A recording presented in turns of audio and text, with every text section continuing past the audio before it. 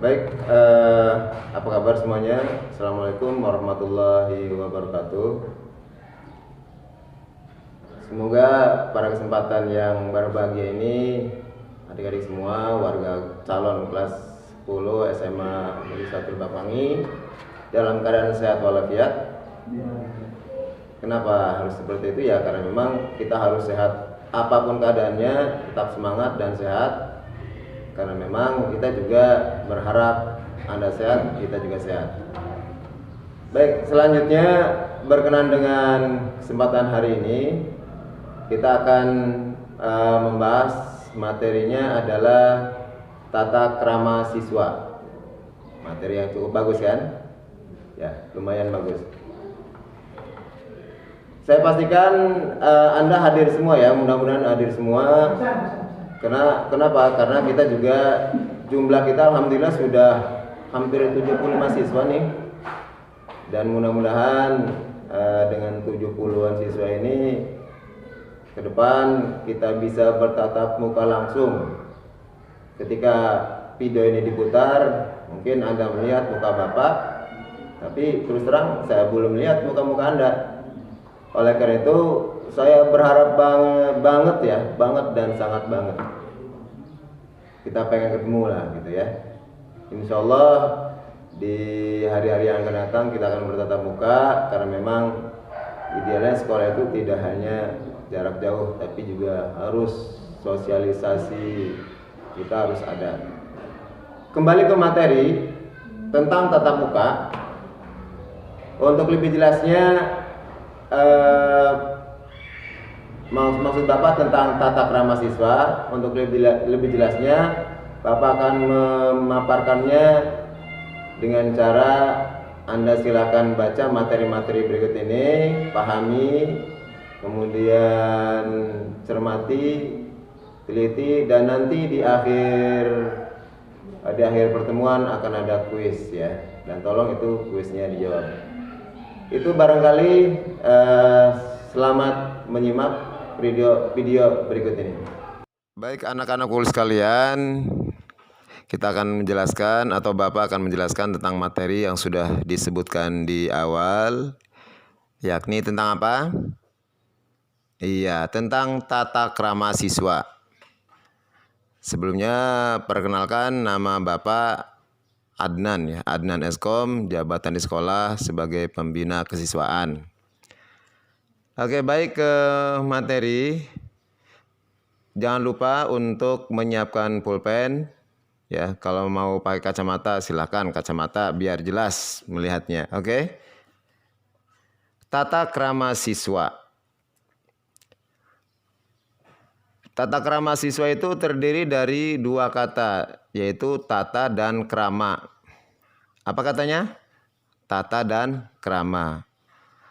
Tata itu sendiri berarti adat, aturan, norma, atau peraturan. Ya. Sedangkan krama berarti sopan santun, kelakuan, tindakan, dan perbuatan.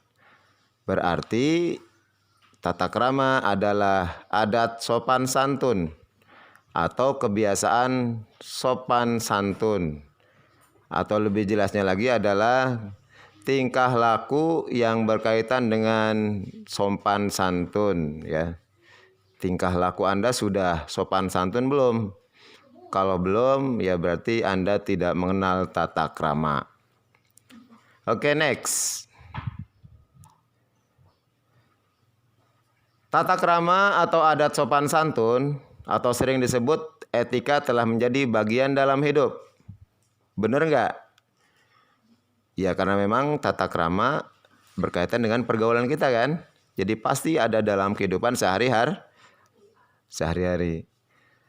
Tata krama adalah kebiasaan sopan santun yang disepakati dalam lingkungan pergaulan antara manusia setempat. Ya jelaskan ya, kalau tidak disepakati atau tata kramanya beda dengan lingkungannya, dianggap berarti bertentangan dengan kebiasaan di lingkungan. Kalau bertentangan, kita tidak nyaman kan ya. Makanya pas bahwa tata krama adalah kebiasaan sopan santun yang disepakati dalam lingkungan pergaulan antara manusia setempat atau penduduk setempat. Nah, berikutnya nih, silahkan perhatikan grafik V berikut, di mana ada 3 hal yang berkaitan dengan tata krama. Yang pertama, mengucapkan terima kasih, itu juga salah satu bentuk tata krama. Lalu cara makan, minum, dan berpakaian. Ayo, cara makannya sudah benar belum? Berpakaiannya sudah sopan belum? Segera sesuaikan dengan tata krama yang berlaku di daerah Anda. Lalu memberi hormat kepada orang yang lebih dewasa, kepada orang yang lebih muda, kepada orang tua, guru ngaji kita, dan lain sebagainya. Atau sesama makhluk lainnya selain manusia juga kita harus mempunyai rasa hormat. Dan usahakan 3 hal di grafik itu harus menjadi kebiasaan dalam kehidupan kamu sehari-hari. Berikutnya berkaitan dengan tata krama, ada manusia-manusia yang mempunyai 2 tipe nih. Kebetulan Bapak memakai contohnya adalah manusia tipe kedondong, yaitu orang yang berpenampilan menarik dalam berpakaian, berbicara, makan, minum, dan berjalan. Tahu kedondong kan? Ya, buahnya sangat menarik ya, licin ya kan, dibungkus oleh bungkus yang warna hijau. Pokoknya penampilan itu hanyalah polesan saja. Ternyata hatinya dikuasai oleh sifat-sifat tak terpuji. Suka dendam, egois, suka menyakiti hati. Cocokan ya, buah kedondong itu mulus di luar, tapi kalau kamu telan dalamnya, wah gimana itu, nyangkut di tenggorokan. Nah, itulah manusia dengan tipe kedondong. Yang berikutnya Bapak umpamakan sebagai manusia bertipe durian. Ayo, suka makan durian kan? Pastilah suka. Kebanyakan penduduk Indonesia, khususnya Serang, lebih khusus lagi warga Kecamatan Lebakwangi, hampir semua suka durian. Gak sukanya adalah harganya mahal, itu yang paling gak suka. Apa itu manusia bertipe durian? Yaitu penampilan tidak menarik, kasar, dan tidak mengundang simpati. Ya sepintas kan durian begitu, kasar ya kan, nggak mau megang-megang. Tapi ternyata durian itu di dalamnya digambarkan sebagai berhati emas, rendah hati, suka memaafkan, suka menolong, dan menghargai orang lain. Nah, itu sifat manusia bertipe durian. Kamu mau pilih yang mana? Kedondong atau durian? Enak durian ya. Oke, next. Berikut adalah kunci pokok dalam komunikasi. Bapak tampilkan lagi dalam bentuk grafik lingkaran ya. Ini ada kunci pokok komunikasi. Yang pertama adalah paham perbedaan. Kalau kita punya teman, jangan egois ya. Harus paham perbedaan. Bagaimana memahami dia cara berpakaian, cara bersifat. Kadang berbicaranya kasar, tapi belum tentu orangnya kasar kan gitu. Kemudian harus berprinsip tak kenal maka tak sayang. Jadi jangan melihat orang hanya sepintas penampilan jelek, jadi kita enggan untuk berteman, yaitu sebaiknya hindari. Kita coba ajak komunikasi, kalau beberapa komunikasinya berkesan kurang bagus, ya baru kamu punya sikap lebih jauh untuk memperdalami makna dari pertemanannya, atau kita kabur 1000 langkah dari teman seperti itu. Yang ketiga itu empati. Empati itu bisa disebut dengan peduli lah. peduli terhadapnya gitu tuh. Kalau dia sedang kesusahan, kita coba menolong. Kalau dia butuh sesuatu dan kebetulan kita punya, dengan ikhlas kita berikan. Nah, itu 3 kunci pokok komunikasi ya. Kalau seperti itu dijalankan, insya Allah komunikasi kita, pertemanan kita, pergaulan Anda akan semakin menyenangkan. Berikutnya ada hal-hal yang harus diperhatikan tentang tata krama. Yang pertama adalah tata krama berkenalan. Nah, bagaimana sih cara berkenalan dengan baik itu? Yang pertama ya harus kedua belah pihak saling menyebutkan nama. Jangan sampai kita misalnya punya chat teman baru, menyebutkan nama atau memberi kabar. Misalnya, hai kawan, gimana? Alhamdulillah kabar saya sehat, gimana dengan Anda? Harusnya begitu. Jangan sampai menanyakan kabar kitanya, kemudian setelah kita balas chat, kita juga tidak memberikan kabar balik gitu kan, tidak menanyakan kabar yang lawan bicara kita. Itu juga suatu hal yang kurang terpuji. Kemudian saling memandang ya, saling memandang, berjabat tangan. Tapi untuk berjabat tangan sekarang ini harus ada protokol kesehatan tuh berkaitan dengan COVID-19. Anda jangan merasa aman dulu. Yakinkan kalau mau berjabat tangan, kedua belah pihak sudah dalam keadaan suci dari kuman, maksudnya bersih dari kuman ya. Ya minimal kita sudah cuci tangan dengan sabun, atau kalau tidak ada air dan sabun, pakai hand sanitizer ya gitu. Kalau itu semua tidak ada, sebaiknya berjabat tangannya jangan bersentuhan lah ya. Cukup dengan mengacungkan kedua tangan, saling itu dianggap sudah sebagai berjabat tangan. Dan tidak perlu mengayun-ayunkan tangan. Itu tata krama berkenal. Berikutnya adalah tata krama bertamu. Kamu suka bertamu kan? Nah, bertamu hendaknya berjanji dahulu. Apalagi sekarang media kita gampang ya, punya handphone, ya kan?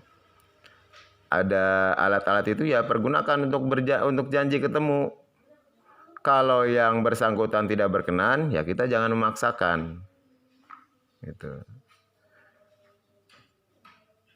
Lalu kalau sudah janji, datanglah tepat waktu. Lalu yang berikutnya adalah tata krama berbicara. Jangan menyinggung perasaan, jangan memotong pembicaraan orang lain. Perhatikan Anda berbicara dengan siapa, yaitu 3 hal tata krama berbicara ya.